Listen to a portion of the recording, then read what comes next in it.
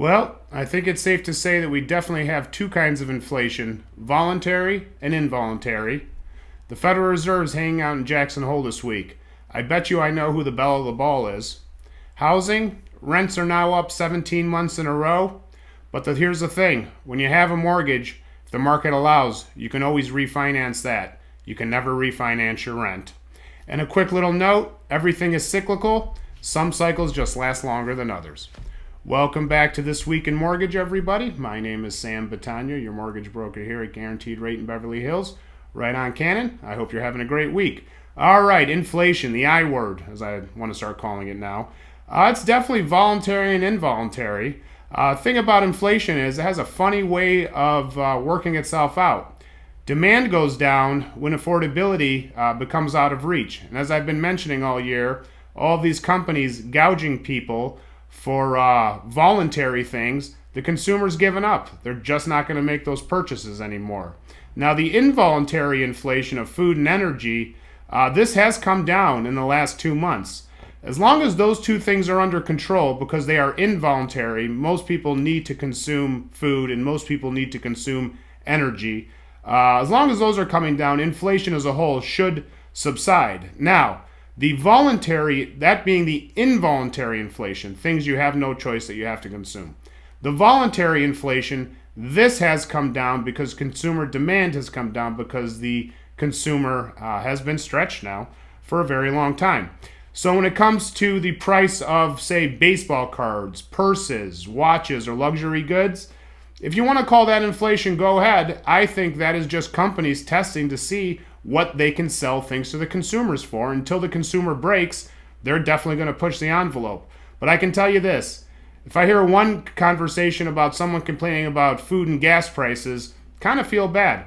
If I hear another conversation about somebody complaining about the price of Hermes purses, I don't really feel bad for them. These are voluntary things that you do not have to participate in.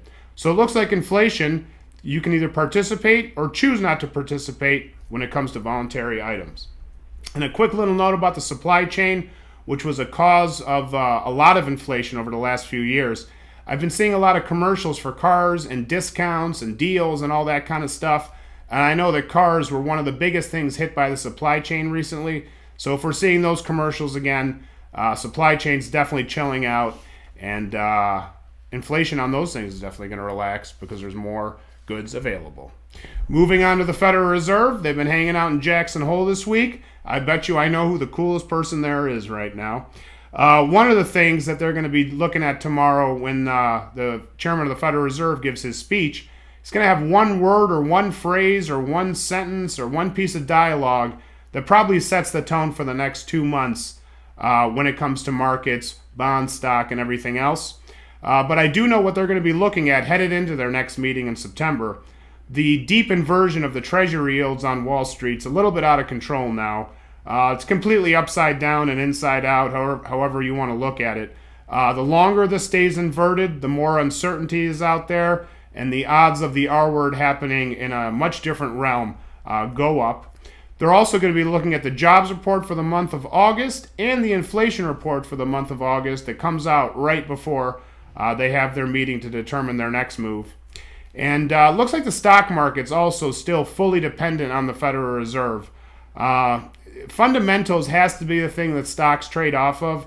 We can't just be beholden to the Federal Reserve's mood that day if we want to put our retirement and whatnot into stocks.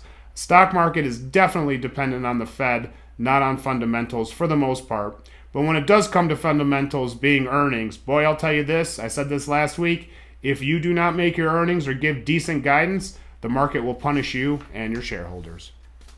Moving on to housing, mortgage rates, very, very jumpy lately, tightening up a little bit. The 10-year is now just around 310 as of this morning, Thursday morning.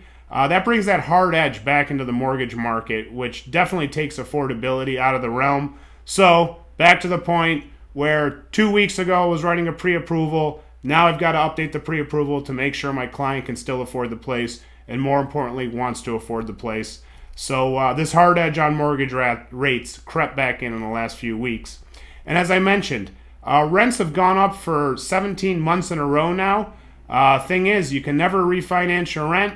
If the market's swinging, you can always refinance your mortgage. So I think now, as a staple of stability, it's probably the best time to own a home in that rent versus buy comparison people do, because you can't plan on your rent going up every month in a sustainable way.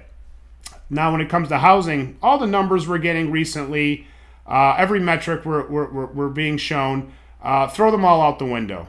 Again, we're coming off an unsustainable market for the last few years.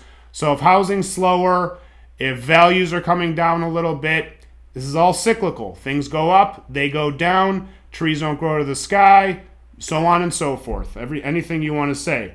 But I can tell you this.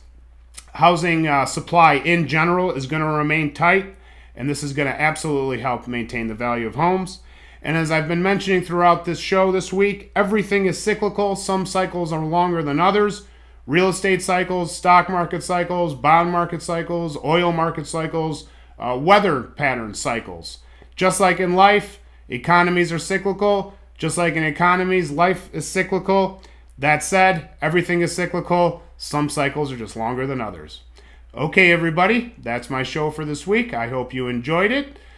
Please be safe and have a great rest of the week headed into the weekend. Thank you as always for watching. Have a great rest of the day.